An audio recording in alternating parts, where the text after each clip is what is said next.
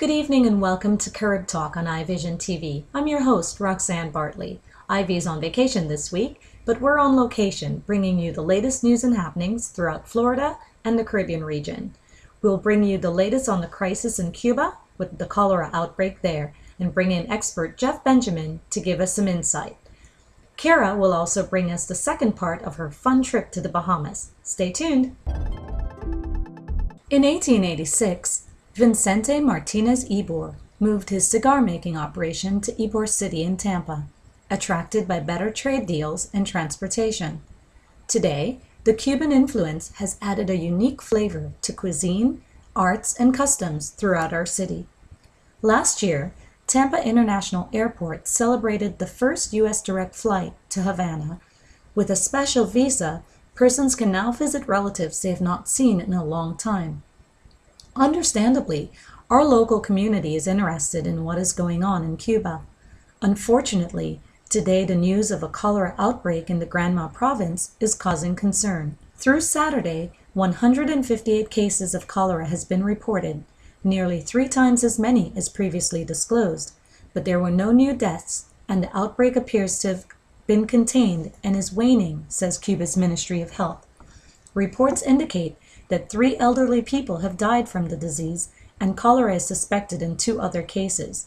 Prior to this outbreak, Cuba's last confirmed incidence of cholera was in 1959.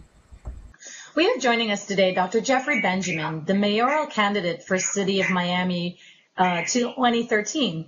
Jeff is a motivational speaker, an author, a TV analyst, director of neurology EEG, and the author of the book Love and Cholera. Jeff, welcome.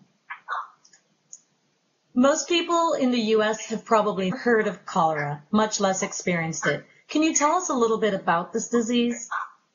Well, cholera's been around since the 1800s when Dr. Snow in England really identified cholera. It really is an acute intestinal infection caused by the bacterium Vibrio cholerae. It's spread by drinking and eating contaminated food or water. And it includes raw shellfish and most undercooked fish. People who are infected don't show this symptom of cholera, which are usually mild to moderate diarrhea and vomiting. And this is the key to identifying when someone does have cholera. Can you tell us then, obviously, if some people aren't aware, because they might mistake this for the common cold, if they just have diarrhea or vomiting, what are, in the more severe cases, what can people expect to see? What are you expecting? You know, people may have a temperature and dehydration, severe dehydration. And the key with cholera is making sure that the patients or that someone who's infected is rehydrated. It's that watery stool that you find and that vomiting because you're losing fluids continuously. And there is a lot of treatments out there, intravenously, not by peel, what we call peel, by mouth. These antibiotics don't work, and they're generally in the classification of doxycycline, tetracycline, ciprofloxacin. They would have to be used intravenously in a hospital setting. Since cholera is usually in third world countries where they don't have access to healthcare like what we have in the U.S., what you want to do is identify your source of contamination. That is the key, identifying your source and having ample source of electrolytes back into your system. And we say, you know, in the medical field, we're thinking about 500 to 1,000 milliliters of fluid to rehydrate yourself per day. And that should, keeping yourself rehydrated optimally will help fight cholera. And, of course, washing your hands in your home, not spreading nosocomial infection. We don't want that. 20 to 50% of this infection takes place continuously in the home by your family members. And you always want to keep it, a vigilance about the transmission of, if you know someone who has cholera. Sure. I know one of the things definitely seen in the past when we had this outbreak in Haiti and other places is the use of chlorine tablets. And I know that your point about, getting to the source of the contamination, I would imagine in those situations they're looking at contaminated water supply. So we've got the undercooked shellfish or fish, contaminated food or water. Is there anything else that folks may have to look out for? And I'm going to go out on a limb here, and since, I believe accountability, and not to say that we're slamming anyone or we're trying to, hold people to a higher level, but accountability and patient education. Letting people know that there's an outbreak, identifying where the outbreak is so they don't use the contaminated source, sharing this information to the infected people in that community is the key. You have to give them the resources and the tools to help themselves. And so patient education is the number one underlying factor to prevent cholera. Jeff, thank you so much for being with us. As we mentioned earlier, we know you're running for mayor in Miami next year. We hope that you'll come back and talk with us again soon, perhaps on a happier topic like that. But we appreciate your expert opinion on this, and we encourage everyone who may have traveled to the region to do as other health agencies have advised and follow basic food safety precautions, including frequent hand washing, avoiding food from street vendors, drinking bottled water, and so forth. And if you do feel ill, you start vomiting or diarrhea, given the outbreak, this may be a good time to seek clinical help. And in the meantime, we'll be keeping an eye on any weather patterns in the Caribbean that may have rainfall impact on the situation in Cuba and keep you posted. With hundreds of activities on land and sea to choose from, visitors of Grand Bahama Island will find that there is not enough time in the day to do everything that the island has to offer. Vacationers looking for an active holiday can choose from countless sports, including scuba diving, sailing, kayaking, fishing, golfing, and even birding. Those in search of romance and family fun will not be disappointed, as Grand Bahama Island is also rich in romantic hideaways and family activities for all ages and adventure levels. Hi, I'm here with Daniel and Sherry. I met them at the Lokai National Park. Hi guys, where are you guys from? New York.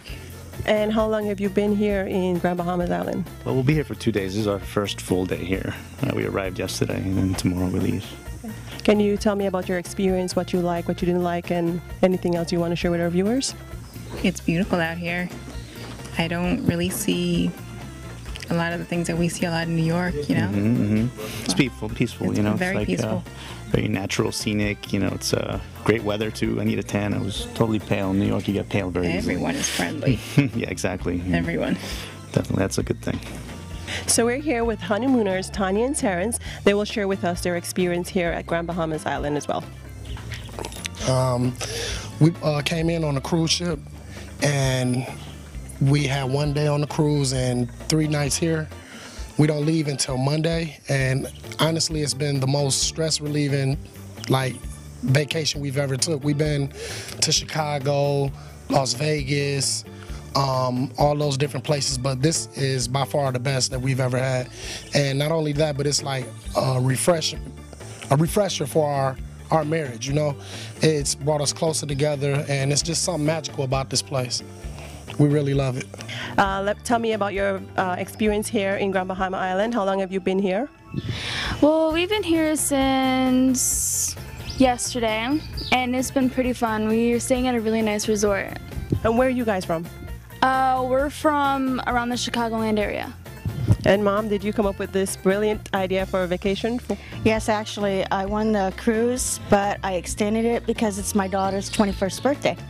So this, I figured, would be a good blowout for her. Grand Bahama Island boasts some of the clearest water and most beautiful beaches in the world, enticing vacationers to enjoy endless activities in soothing, warm, and crystal clear waters. Grand Bahama Island also has an immense underwater cave at the Lokai National Park.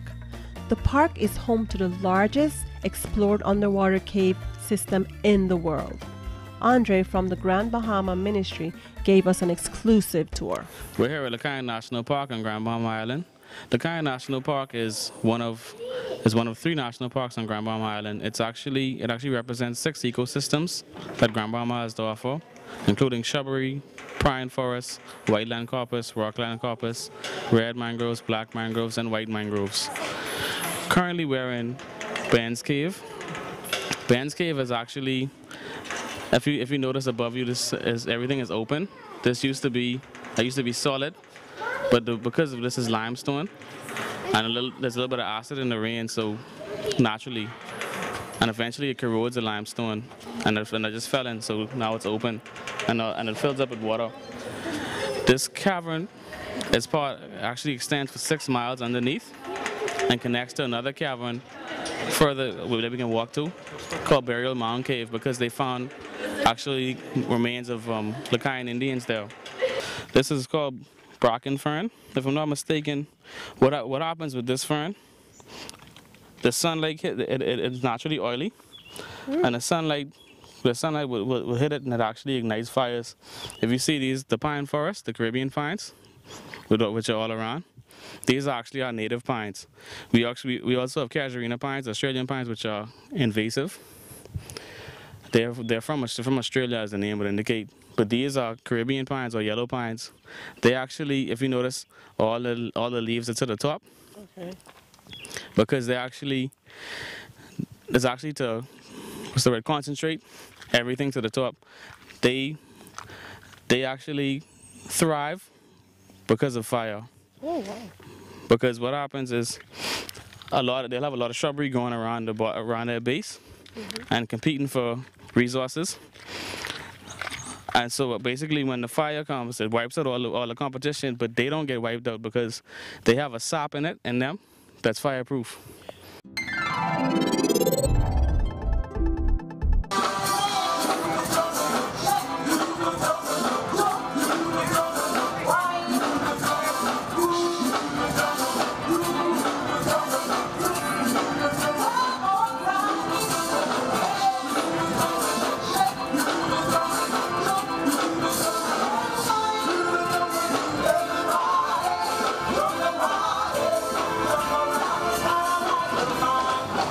This is Kera with CaribTalk. I am here in the beautiful islands of Grand Bahama Island with Shanique and Andre from the Ministry of Tourism. First, I want to thank you guys for hosting iVision TV. It has been a wonderful experience, and your country is very beautiful. Thank you. Shanique, I understand that the biggest event here for the summer is the Jankunu Summer Festival. Can you give us some information about that and what a person should expect coming here for that event? Jankunu Summer Festival is a festival that starts every Thursday in July, the 5th, 12th, and 19th. And what it does, it highlights and showcases our Bahamian culture, our cuisine, arts and craft, as well as entertainment. What other programs or events is the Ministry of Tourism hosting to promote tourism to the Grand Bahama Island? Well, there's several different niche markets that the Ministry of Tourism is involved with, including bone fishing, weddings, golf, and film. Actually, in film, we have an event coming up in October. It's going to be the second year doing it. It's called Flip on Location, Grand Bahama Island.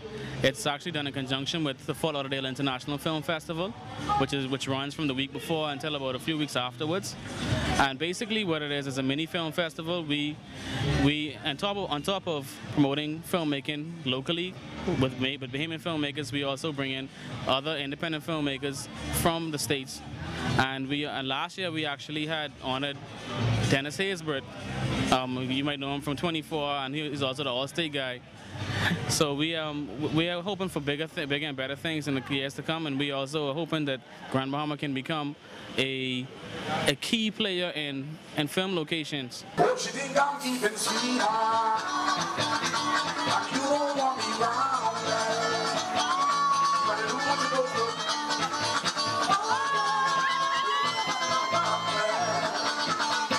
Oh, she think I'm keeping sweetheart. And you don't want me round there. You better do what you're supposed to do at home. Oh, girl, we don't have no problem. Listen now.